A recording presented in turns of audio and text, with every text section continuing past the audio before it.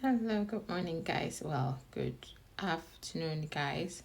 It's Friday. Thank God it's Friday. Today I'm coming your way a little late. I'm just here to talk to you about something very interesting, the Stokes interview. Okay, that's the same thing as the marriage fraud interview, and that's the interview that you are invited to if you file for a marriage based any type of marriage based green card with your spouse. Okay, so you have a spouse who's either a green card holder or a US citizen who's filing for you, the beneficiary who's a non citizen or an alien or a non legal permanent resident. And usually you'll be asked questions during the interview to kind of validate your relationship, that truly there is a relationship between the two of you. And so when you fail the first part of the interview, that's when you will go for the Stokes interview, which means that your marriage is suspected of being a sham marriage or a fraudulent marriage, and many people are very apprehensive. They are really afraid of the Stokes interview.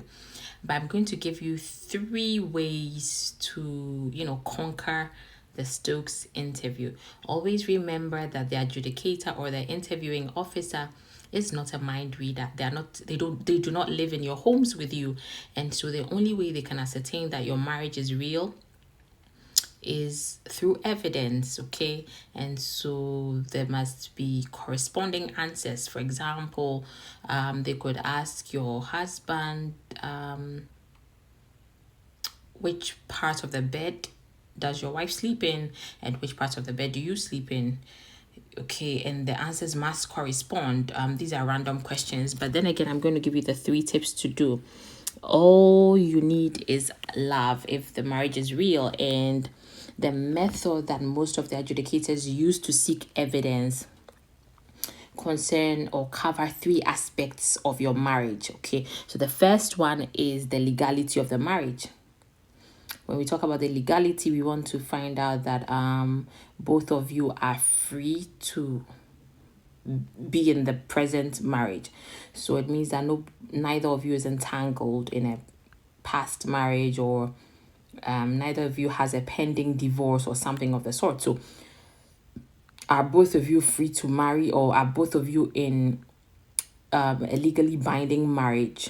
The second thing the adjudicator is going to be seeking for, evidence they're going to be looking out for, is the co-mingling of assets, and other documentation. So bank accounts, joint leases, joint mortgages, joint insurances, and things like that.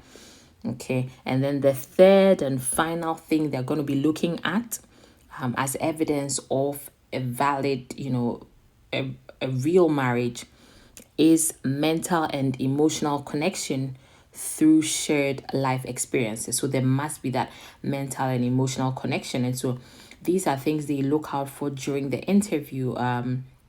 Okay, when you come, and there are certain red flags, like there's when there's no connection, even things that you might think will go against you sometimes actually go in your favor. So when there's a fight between husband and wife, and you can tell that this is a real fight, like it's not a fight between strangers, right? This is a real fight, very natural and normal, even though they didn't want to fight there.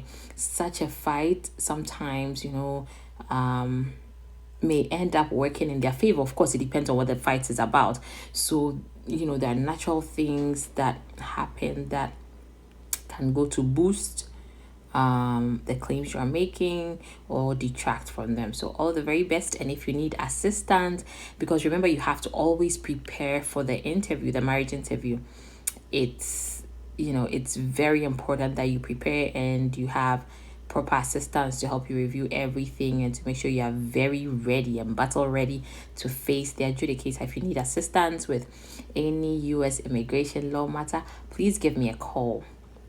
240-801-7288. My name is Akua. I'm a licensed U.S. attorney and I represent clients throughout the U.S. It doesn't matter the type of immigration law matter you have. Give me a call and I'll be happy to speak with you. Have a wonderful weekend and take care. Bye.